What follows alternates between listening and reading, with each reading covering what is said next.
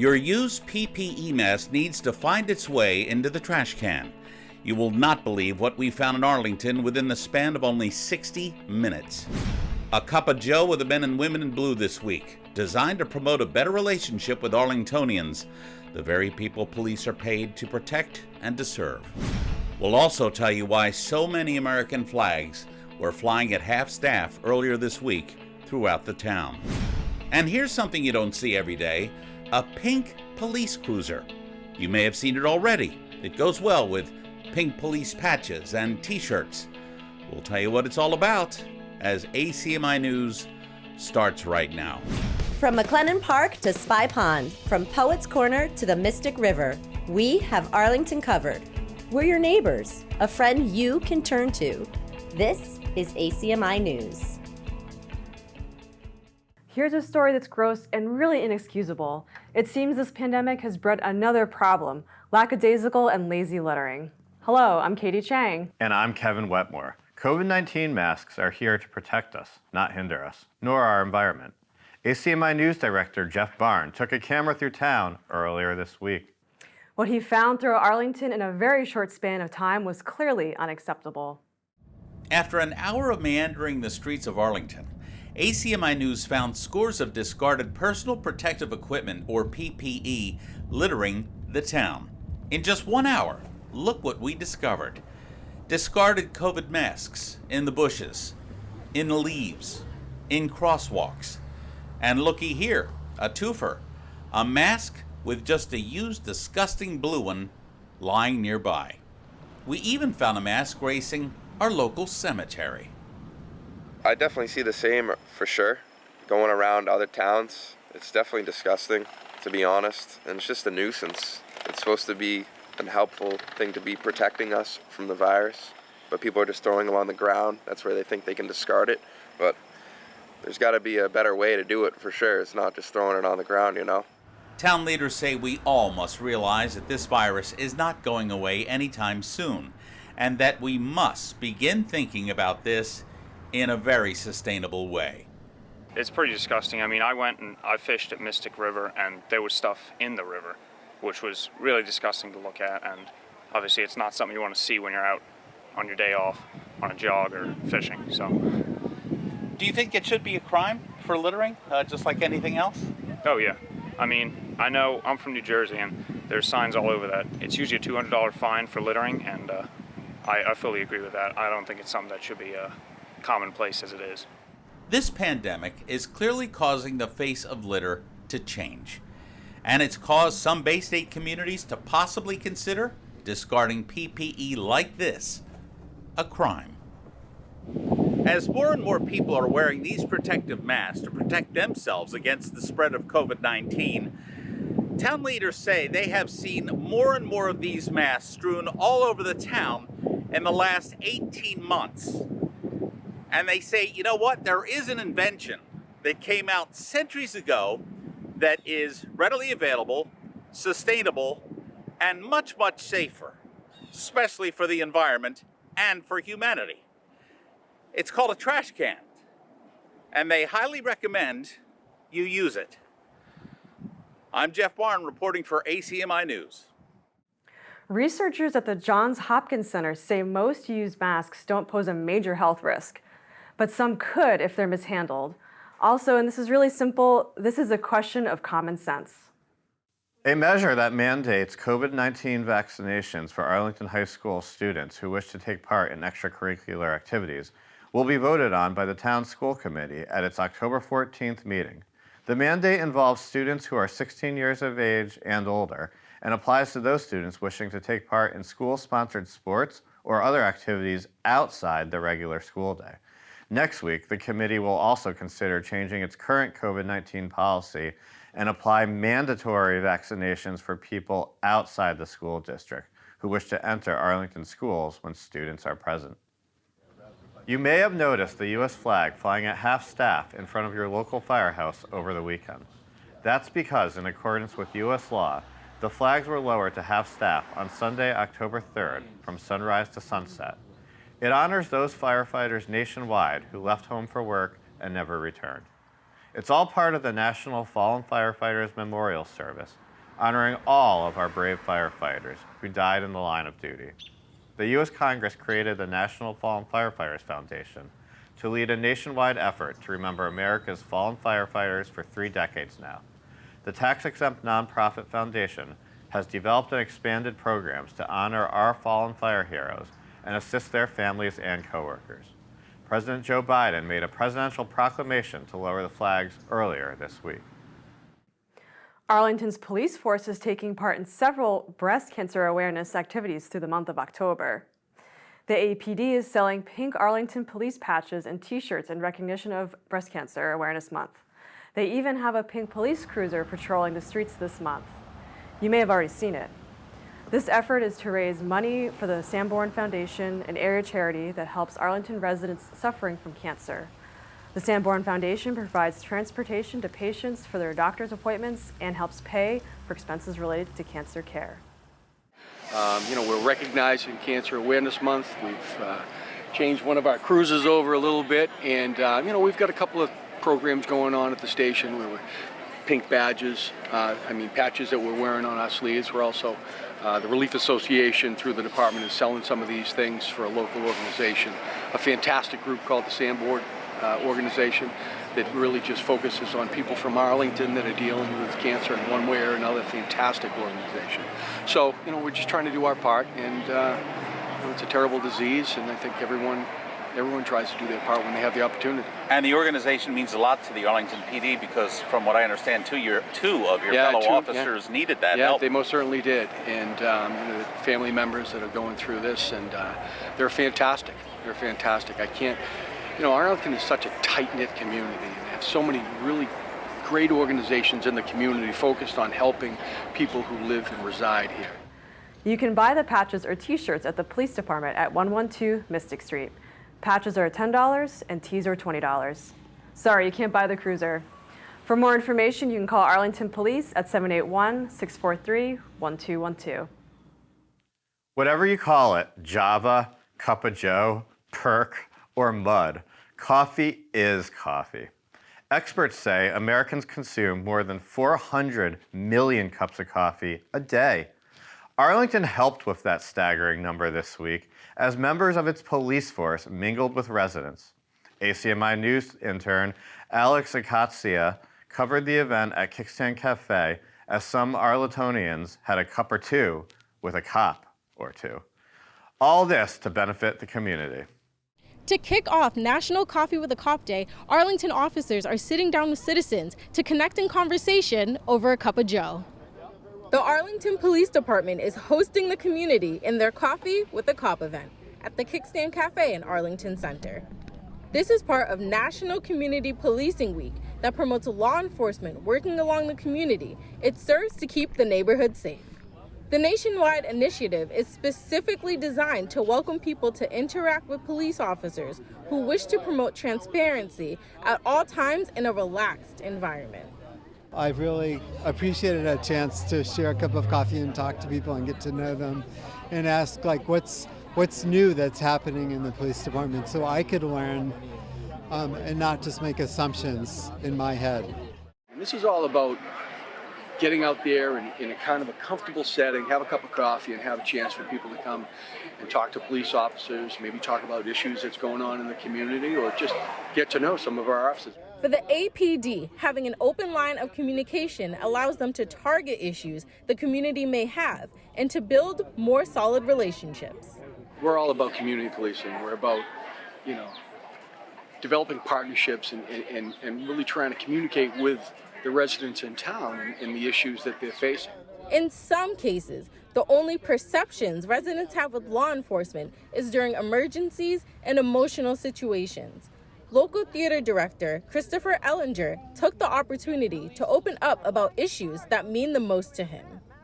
This is so important that people who are citizens like me get to know and build trust with people who are putting their lives on the line in the community and service, and I felt like there was some tearing of trust over the last few years with Black Lives Matter, with other big issues that were partially in Arlington, partially national issues. And I've always felt that the police department has been so forthcoming of doing their best to try to be sensitive and responsive to the needs of the community.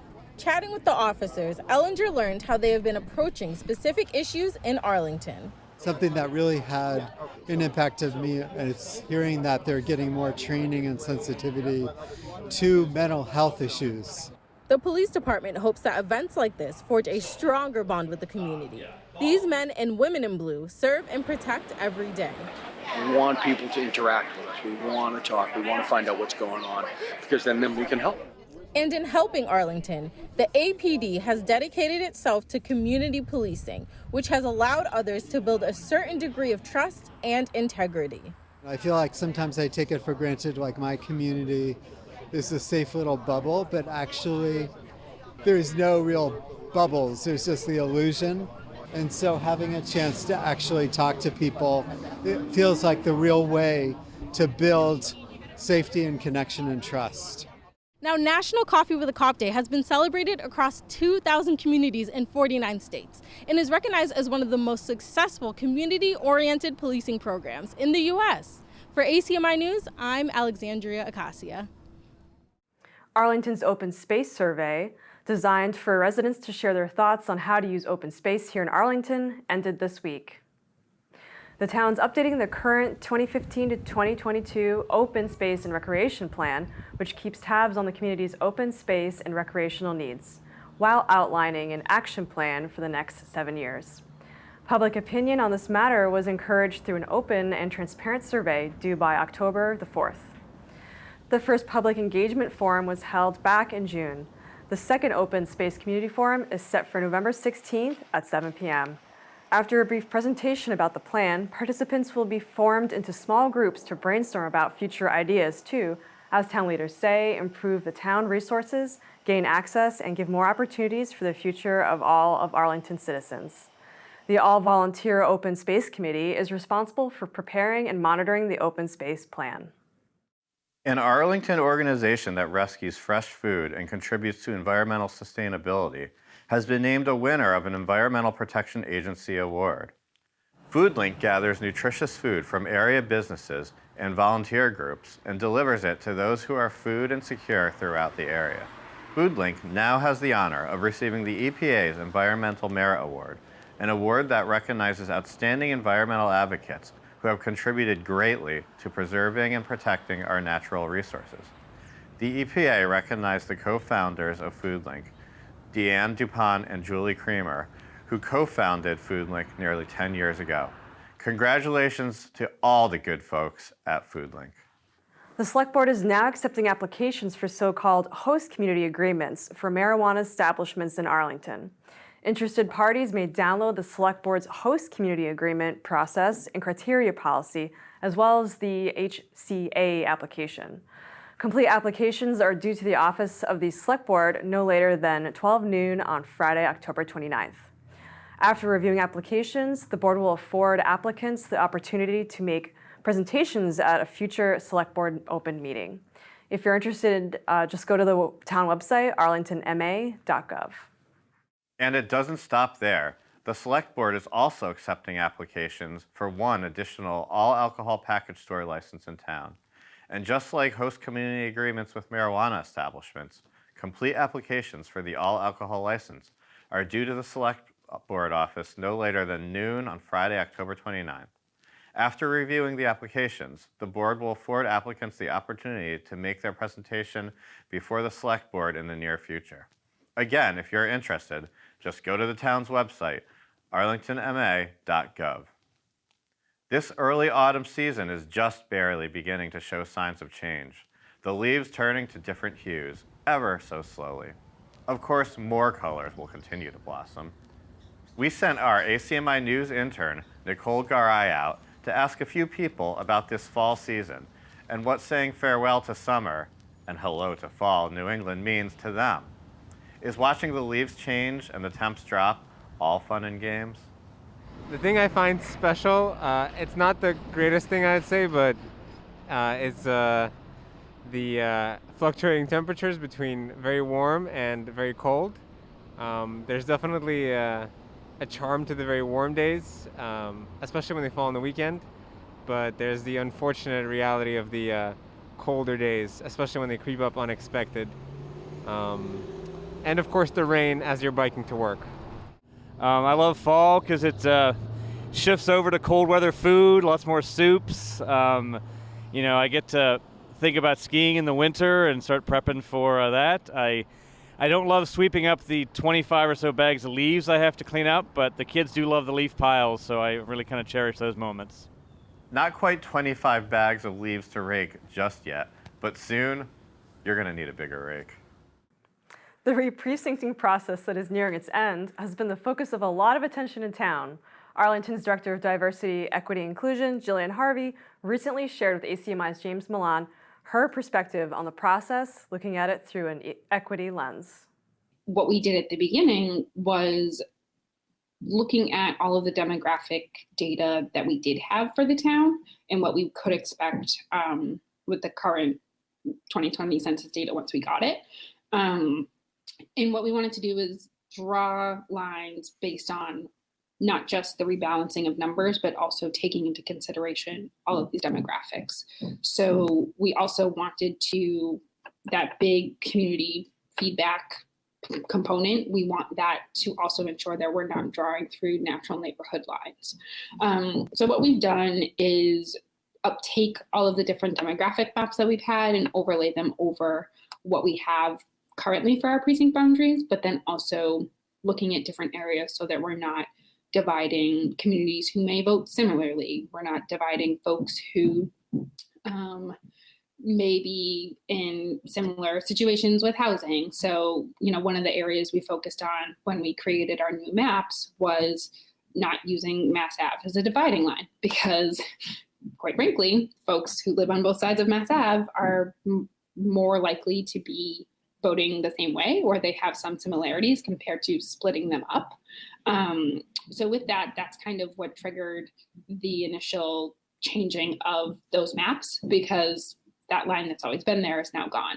Next week, James will be talking to Town Manager Adam Chapdelaine about this issue, transparency, and other public concerns in the town of Arlington. Now for this week's Ponderscope with Jasper Zelmer. Hello, and welcome to this week's Ponderscope. AHS will hold another flu clinic on October 15th in the cafeteria. Use the link in the description below to sign up for an appointment slot for any time between 3 p.m. and 5 p.m. on that day. You will need to show up at your appointment time with a completed consent form and your insurance card. Be sure to check out this free clinic if you still need to get your flu vaccination. A reminder that PSAT Day is on October 13th. On this day, sophomores and juniors taking the test should report to their assigned room at 8:30 in the morning. Room assignments are currently posted near the entrances to Old Hall and the guidance offices. Freshmen should be in the red gym by 9 a.m. for a day of community building. Seniors may take this day for college visits, college application work, or to meet with their guidance counselors. Winter sports registration is now open. Winter sports include cheering, basketball, gymnastics, ice hockey, indoor track, boys swimming, alpine skiing, and wrestling. If you need to do your impact test, please email Ms. Foley at mfoley@arlington.k12.ma.us. And just a quick reminder, there is no school on Monday due to Indigenous Peoples Day. I'm Jasper Zelmer, and that's all for this week's Ponderscope. ACMi is losing a great friend and true ACMi family member this week, and he's sitting right next to me. Yes, Kevin Wetmore, who began with us 6 years ago, is a youth coordinator here and was promoted to youth production manager, is leaving us to become a digital media producer for the Lowell school system. Kevin is dedicated, he's kind, he's patient, and he's the Chili King of Arlington from 2018. Who knew? We wanted to show our appreciation for all of his marvelous and hard work in the form of a goodbye video. Kev, we're all very sad to have you go. You've been a wonderful teacher, a wonderful staff member, a wonderful friend to all of us here. In fact, one of the fondest memories I have of you is you jumping off the stage at Town Hall and doing a backflip when we were having our awards dinner. It was a wonderful memory 6 years ago. I cannot believe that. But you've been through a lot here at ACMi. And I thank you for all of your help in transitioning from Studio B on Mass Ave to the high school. I wish you the best of luck in Lowell. I know you'll be a tremendous success up there, and I know all of the kids will really love you, as they all have here. Thanks again, Kev. Jeff, you good now? Yeah. Hey, Can't do it, huh? All right, Kevito. I wish you a bon voyage. Lowell's a cool place, and I'm sure you're going to make it cooler. Kevin, I wish you have a lot of fun in the Lowell School District and breeding a whole new generation of producers in a different area of Massachusetts. Have fun. Kevin, we're so sad to see you go. You've really done a lot here over the years. I guess I'll get the office to myself now, though, and we wish you luck in your next job. Kevin, I'm gonna miss your bright, shining face around the office, but I wish you the best of luck on anything that comes next. Hey Kev, just wanted to wish you the best of luck on your next adventure. Come back and visit when you're in the neighborhood, and don't be shy. Take care. All right, Jeff, take two, buddy. hey, Kev. It's been a good run. We've had Everything all right? It's okay, Jeff. It's okay. It's okay. Okay. 1 minute. I need. Hey, Kevin. I have so many things I would love to thank you for, but I think the most important is thank you so much for encouraging me and for getting me involved. I can honestly say that if you didn't, I would not be where I am today. We'll really miss you.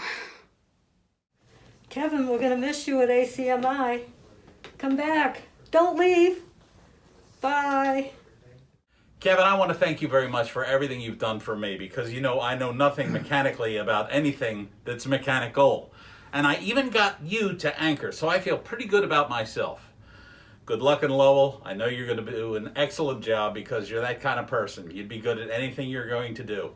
Best of luck in any future endeavor. And you know what?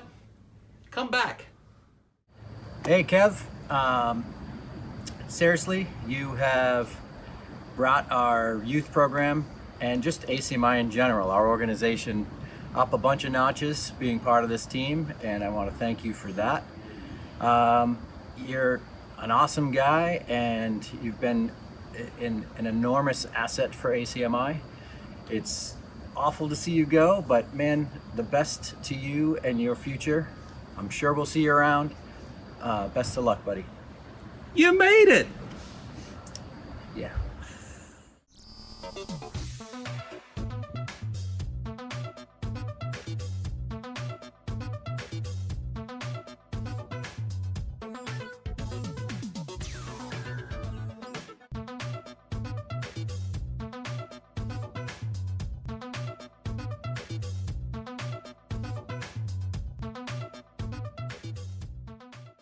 That was a great video. We had to pay a lot of folks tons of cash to say this. You better know, you better appreciate it. I'm speechless after watching that. I'm very touched. It's been a really magical 6 years here, and Arlington will always hold a dear place in my heart, and I will not be a stranger. You'll definitely see me around, so thank you to everybody who was a part of my experience here, and I'm gonna miss all of you. We'll see you soon. That'll do it for ACMi News this week. Thanks so much for joining us. I'm Katie Chang. And I'm Kevin Wetmore. Besides me leaving, we also leave you tonight with a bit of Halloween creativity at the Heights, where passersby enjoyed a rich variety of fun and creative spooky designs painted by a local resident in homes and local businesses. Families and area artisans took part in all the fun. Some of the artists are local Girl Scouts and students. Indeed, All Hallows Eve will soon be upon us. Get ready for the Transylvania twist. You can always check out our latest segments and newscasts on the web at acmi.tv/news. And don't forget to like us on Facebook and follow us on Twitter and Instagram at ACMi News. Make sure to subscribe to our YouTube channel as well. You'll find us at youtube.com/ACMi News. If you have any news tips for us or wish to become a citizen journalist, we'd love to hear from you. Email us at news@acmi.tv or stop by ACMI Studio A at 85 Park Avenue.